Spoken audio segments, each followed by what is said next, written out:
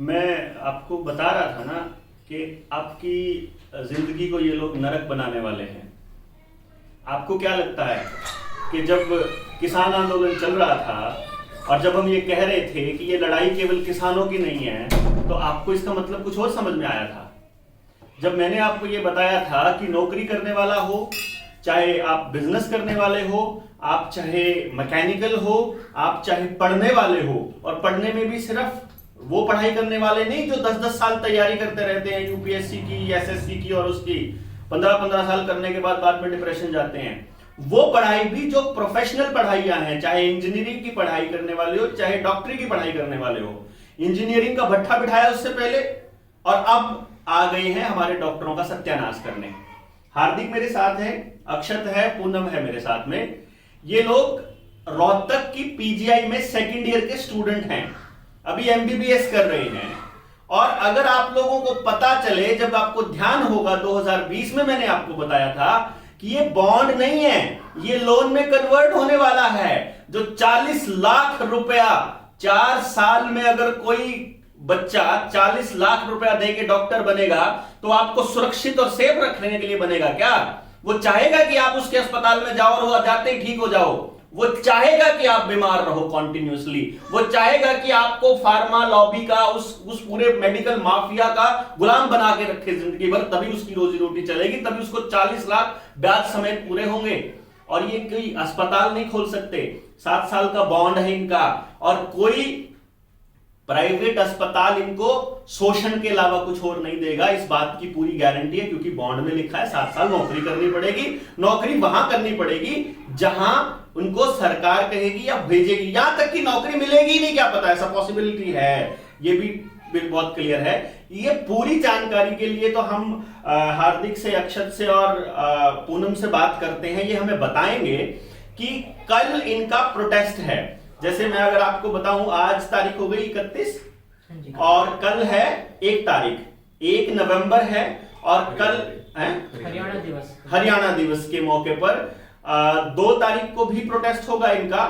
2 तारीख से मेरे ख्याल इनके एडमिशंस चालू हो रहे हैं, नई जो बैचेस हैं उसके एडमिशंस, उनकी फीस लूटना शुरू करी है उन लोगों ने। अब वो ये कह रहे हैं कि अब ये बॉन्ड को कोई चक्कर नहीं है, अब तो 10-10 लाख रुपए जमा कराओ, आप लोग पैसे जमा करा करके तब आपको एडमिशन मिलेगा। और ये एक तरह से ये समझ लो कि आपकी लूट शुरू हो चुकी है। ये बच्चे क्या बनेंगे बड़े होकर के, कैसे डॉक्टर बनेंगे, ये तो तय करेगा समय। फिलहाल के लिए हमें एक चीज पता लग रही है कि आप अगर इन लोगों के साथ नहीं आए, तो कल ये लोग भी किसी के साथ खड़े होने की हिम्मत नहीं करेंगे। क्योंकि जब इनको लगेगा कि जब समाज ने हम लोगों को अकेला छोड़ दिया था, वो अब हम समाज के बारे में क्यों सोचें। तो मैं ये गुजारिश करता हूं, जनता सरकार मोर्चा के जितने साथी रोहतक और आसपास के एरिया में हैं, कल इस प्रोटेस्ट को ज्वाइन करें, इनका साथ दें, और जितने लोग हैं बाकी के साथी वो भी साथ में आए। जितने मीडिया के लोग हैं वो लोग भी इन लोगों के समर्थन में खड़े हों, आकर के इनको कवर करें, इनकी बात समाज के सामने रखें, इनको बताएं कि ये लोग कितना प्रताड़ित किए जा रहे हैं, कितना एक्सटॉर्शन हो रहा है, कितना बुरा हाल हो रहा है। इसके बारे में पूरी बात अक्षत आपको बताएंगे। अक्षत, एक बार जरा बताइए कि मसला क्या है, कि आपके साथ में जो ये बॉन्ड साइन किया था और जो आपका प्रोटेस्ट का मतलब क्या है, आप क्यों प्रोटेस्ट करना चाह रहे हैं? सर, इसके साथ ये मसला है, जब ये 6 नवंबर 2020 को हमारे हरियाणा सरकार ने नीट यूजी नाम के एग्जाम की जब काउंसलिंग चल रही थी, जब बच्चों के एडमिशन हो रहे थे, उसी के बीच में इसमें हिंड्रेंस डालने के लिए एक नया पॉलिसी का इन्होंने गठन किया। और अचानक ही था ये सब कुछ, इसके ऊपर कोई प्लानिंग, कोई प्लॉटिंग कुछ नहीं थी सरकार की तरफ से। और उन्होंने अचानक आकर यह कहा कि हर बच्चा जो कि मेडिकल कॉलेज में एडमिशन लेगा एमबीबीएस के कोर्स में, उसे हर साल 80,000 रुपए की फीस के साथ साथ 9,20,000 रुपए का एक बॉन्ड अमाउंट भी जमा करना पड़ेगा। यह बॉन्ड अमाउंट वो बच्चा 2 तरीके से जमा कर सकता है, या तो वो अपनी खुद की जेब खाली कर सकता है और इसको जमा करे सरकार के बैंक में, सरकार के ट्रस्ट में, या फिर वो जो हमारी अथॉरिटीज हैं, डीएमईआर हरियाणा है, वो हमें बैंक प्रोवाइड कराएगी और वो बैंक हमें लोन आगे लेने में हेल्प कराएगी। ये सब गलत है, क्योंकि सुप्रीम कोर्ट का यह मानना है कि कैपिटेशन फीस नाम की जो चीज है वो कंप्लीटली गलत है, वो स्टूडेंट्स के हित में नहीं है, तो उसे सुप्रीम कोर्ट ने बैन कर दिया था। परंतु ये जिस तरीके से लागू की जा रही है, यह एक दंड है और सरकार इसके अधीन आती है। साथ ही साथ इन्होंने हमें 7 साल तक के लिए बांध दिया। जैसे कि सर ने हमें बताया था कि अगले 7 साल तक हमारा कोर्स कंप्लीट होने के बाद यदि हमने इनसे लोन लिया है, यदि हमने किसी बैंक से लोन लिया है, तो सरकार वो लोन हमारा तभी माफ करेगी, तभी हमारी तरफ से चुकाएगी यदि हम उनके अधीन रहकर सरकारी नौकरियां करते हैं। इसके ऊपर हवाला देते हुए हमारे सीएम मनोहर लाल खट्टर जी ने यह हवाला दिया कि इस स्टेट में डॉक्टर्स की कमी है, पीएचसी सीएचसी में डॉक्टर्स की कमी है। पर मैं इसी सरकार से पूछना चाहता हूं कि क्या पिछले कई सालों में इन्होंने इतनी वैकेंसीज निकाली हैं? हर साल 610 बच्चे सिर्फ इन 4 गवर्नमेंट मेडिकल कॉलेजेस से निकलते हैं। साथ ही साथ यहाँ पर 6 मेडिकल कॉलेजेस प्राइवेट के और सेमी गवर्नमेंट के मिलाकर हैं। बाहर के बच्चे, बाहर के राज्यों के बच्चे जो बाहर के फॉरेन मेडिकल ग्रेजुएट्स हैं, वो भी HCMS के एग्जाम्स देते हैं। क्या ये सरकार हमें इतनी जॉब नौकरियां प्रोवाइड करा पाएगी कि हर बच्चा, हर 610, वो जो 610 बच्चों की संख्या है, हर साल इनको ये नौकरियां दे पाए, 7 साल की गारंटी दे पाए कि वो 7 साल तक नौकरियां रखेगी उनकी? नहीं दी है हमें कोई गारंटी। जो रिटर्न एफिडेविट आए हैं हमारे पास, उनमें इन्होंने साफ कहा है यदि सरकार आपको नौकरी दे पाती है तो सरकार पे करेगी, अदरवाइज बच्चा इस अमाउंट को खुद पे करेगा। तीसरी चीज, किसी भी सरकार में, किसी भी राज्य में 7 साल की बॉन्ड अवधि 40 लाख रुपए जितनी बड़ी अमाउंट के साथ नहीं अवेलेबल है, क्योंकि वह भी मानते हैं कि बच्चे को एक ग्रेजुएशन के बाद, MBBS की एक डिग्री के बाद आप किस डॉक्टर पे विश्वास कर लेते हैं जब तक वो एक MD स्पेशलिस्ट, SS स्पेशलिस्ट ना बन जाए। परंतु इस चीज के बारे में कोई क्लैरिफिकेशन नहीं दी गई कि अगर बच्चा अपनी MBBS डिग्री के बाद जो पोस्ट ग्रेजुएशन का कोर्स है वो कंप्लीट करना चाहे तो क्या सरकार उसमें फ्लेक्सिबिलिटी देगी। हम जो 3 साल का अपना PG का कोर्स कर रहे हैं, वह भी तो हम सरकार को सर्व करते हुए उन्हीं के गवर्नमेंट मेडिकल कॉलेजेस में सर्व करेंगे। वहां पर भी तो हमसे हमारी सर्विसेज ली जाती हैं, वहां पर हमें कुछ पढ़ाया नहीं जाता है, वहां पर हमसे काम करवाया जाता है उन 3 PG के कोर्सेज के सालों में। लेकिन उसके लिए वो हमें पैसा देती है, माना, लेकिन ये कोई तरीका नहीं है कि आप उन 3 सालों को हमारे बॉन्ड ईयर्स में इंक्लूड ना करें। लेकिन इसके बारे में कुछ बोलिए तो कि PG करने देंगे भी या नहीं करने देंगे। साथ ही साथ NMC ने पिछले साल एक पॉलिसी लाई है जहां पर अब नीट PG की जगह नेक्स्ट का एग्जाम होगा।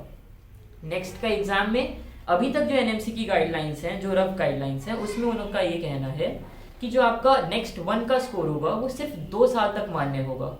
यदि वह स्कोर सिर्फ 2 साल तक मान्य होगा, बच्चे ने वो अपनी इंटर्नशिप से पहले एक पेपर दे दिया, तो 7 साल बाद जब वो PG करना चाहे भी तो कहाँ से लाएगा वो दोबारा से नेक्स्ट 1 के स्कोर्स? कौन उसको मान्यता देगा नीट PG या नेक्स्ट देने के लिए? कोई भी नहीं देगा। तो वह सिर्फ एक MBBS डिग्री के साथ घूमता हुआ, जैसे इंजीनियर्स आज के समाज में घूम रहे हैं, इसी तरीके से डॉक्टर्स भी आपको घूमते हुए मिलेंगे, जो कि आपके इलाज के लिए, आपके किसी भी सहायता के लिए आगे आने से डरेंगे, क्योंकि उनको उतना नॉलेज नहीं होगा, उतना ज्ञान नहीं होगा कि वो आपको सर्व कर सके। और मैं तो कुछ बोलना चाहेंगे? मैं इस बात में एक और चीज़ भी ऐड करना चाहता हूँ। इस बॉन्ड पॉलिसी से पहले जो भी इस PGIMS रोहतक की मेरिट जाती थी, वो बहुत ESIC फरीदाबाद सेंट्रल कॉलेज है, सेंट्रल इंस्टीट्यूट है हरियाणा के अंदर, फरीदाबाद के अंदर, और अग्रवा सेमी प्राइवेट है। इन दोनों से जो भी गवर्नमेंट रन कॉलेजेस हैं हरियाणा के अंदर, उनकी मेरिट इनसे बहुत ज़्यादा जाती थी। ये कॉलेजेस जाने जाते थे अच्छी मेरिट के लिए। अच्छी मेरिट यानी कि अच्छे पढ़ने वाले बच्चे इनमें दाखिला लेंगे और वही बड़े होके आगे समाज में डॉक्टर बनेंगे। यदि ये पॉलिसी आ गई है, हमने ये भी देखा है, हमारे बैच से ये पॉलिसी आई 2020 से, उसके बाद से जो मेरिट है, जो मेरिट लिस्ट बनती है, उसमें कितना ड्रास्टिक ड्रॉप आया है। जो भी बच्चे अच्छे मार्क्स वाले बच्चे हैं, वो सारे स्टेट छोड़कर ऑल इंडिया से बाहर के राज्यों में गवर्नमेंट कॉलेजेस ऑप्ट कर रहे हैं। ये तो भूल ही जाओ कि ऑल इंडिया के बच्चे हरियाणा सरकार में आए। ये तो भूल ही जाओ कि हरियाणा सरकार की, हरियाणा कॉलेज की जो सर्विसेज हैं वो बेटर हों। बट इस पॉलिसी के बाद जो भी ये मेरिट है वो इतनी खराब हो गई है कि अब ये डिटोरेट हो रहा है हेल्थ सिस्टम पूरा हमारा। और जो ये मनी ओवर मेरिट पॉलिसी है, हम टोटली इसके अगेंस्ट हैं। और हमारी एक ही सोल डिमांड है कि complete abolition of this bond policy. बहुत सही हर्षित ने बोला कि ये money over merit, money over merit, इसका मतलब मालूम है आपको?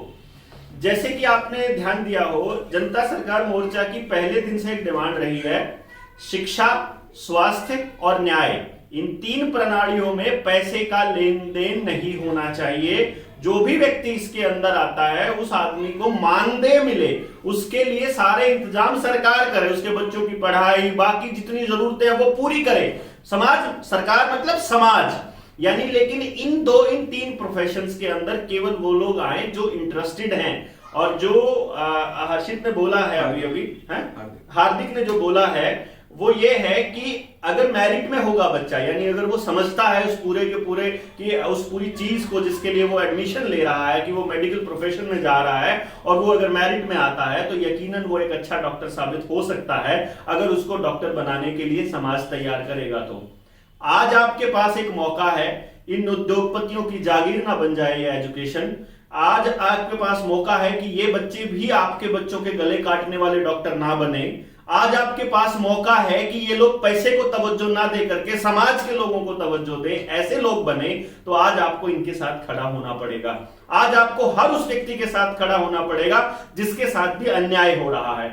इन बच्चों को शायद ये भी ना पता हो कि इनको प्रोटेस्ट कैसे करने हैं। ये अपने आप से खड़े होने वाले योद्धा हैं जो खुद से लड़ने की इन्होंने योजना बनाई है, क्योंकि इनके पास अब रास्ता कोई और बचा नहीं है। सरकार ने शोषण पे शोषण पूरा कर लिया है, और सरकार इस टाइम पर जो ग्लोबलिस्ट का एजेंडा है, एजेंडा 2030 न्यू वर्ल्ड ऑर्डर के अंतर्गत, उन्हीं राज्यों पे सबसे ज्यादा इन्होंने लागू करने की कोशिश की है जहां जहां भाजपा की सरकार है या भाजपा के समर्थन में सरकारें हैं। एक तजुर्बा यहां चल रहा है तो दूसरा तजुर्बा यूपी में चल रहा है तो तीसरा तजुर्बा हिमाचल में चल रहा है। ये पूरा का पूरा गेम प्लान आपको समझना पड़ेगा। आज आपको इन बच्चों के साथ खड़ा होना पड़ेगा, ताकि कल को जब ये अच्छे नागरिक बने तो कल ये समाज को उस नजर से देखें कि जब हमें जरूरत थी तो हमारा समाज हमारे साथ में था, तो आज हम अपने समाज के लिए कुछ वापस करें। तो पे बैक टू सोसाइटी के अंतर्गत आप लोगों की ये ड्यूटी बनती है, ये मोरल सपोर्ट बनती है कि जितने भी सामाजिक कार्यकर्ता है, जितने सामाजिक संगठन है, जो मीडिया के लोग हैं, यूट्यूबर्स हैं, जितने भी हैं, उन सब से मेरी इल्तिजा है कि आप कल इन बच्चों का साथ दें। कल आप आए। कल कहां से शुरू करेंगे आप लोग? हम पीजीआईएमएस कैंपस में जो हमारा डीन पार्क है वहां से चालू करते हुए यह मोर्चा मेडिकल मोड़ की ओर लेकर जाएंगे। कल आपको dean park PGIMS, it's a park in front of, हाँ, डीन ऑफिस के सामने है। वहां आपको इकट्ठा होना है। कितने बजे? सुबह 10 बजे। सुबह 10 बजे आप लोग इनके साथ आकर के खड़े होंगे। और कल के मोर्चे के बाद में परसों का जो मोर्चा होगा उसको बड़ा लामबंद करेंगे। मैं भी आऊंगा परसों के मोर्चे में। कल मैं किसी कारणवश में नहीं आ पाऊंगा, क्योंकि दूसरी व्यवस्थाएं हैं दूसरी जगह पर। परसों की मैंने अपनी सारी मीटिंग्स कैंसिल कर दी हैं। तो आप लोग जो जनता सरकार मोर्चा के लोकल साथी हैं वो कल आप पहुंच के इन साथियों का, इन योद्धाओं का साथ देंगे, पीछे खड़े होंगे। लड़ाई ये लोग लड़ेंगे, इनकी लड़ाई है। हम लोग इनको कोई नुकसान ना पहुंचे उसके लिए बैकअप पे तौर पे होंगे। और आप लोगों को किसी भी तरह की समस्या होती है तो हमारे साथी वहां पर होंगे, और परसों को हम लोग भी आपके साथ आएंगे। बाकी सब लोगों से भी गुजारिश है कि आप इन साथियों का जितना हो सके उतना साथ दीजिए। कल को आपके बच्चों की लड़ाई में ये आपके साथ होंगे। इसी उम्मीद में मैं अपनी बात आज खत्म कर सकता हूँ। धन्यवाद। जय हिंद। धन्यवाद।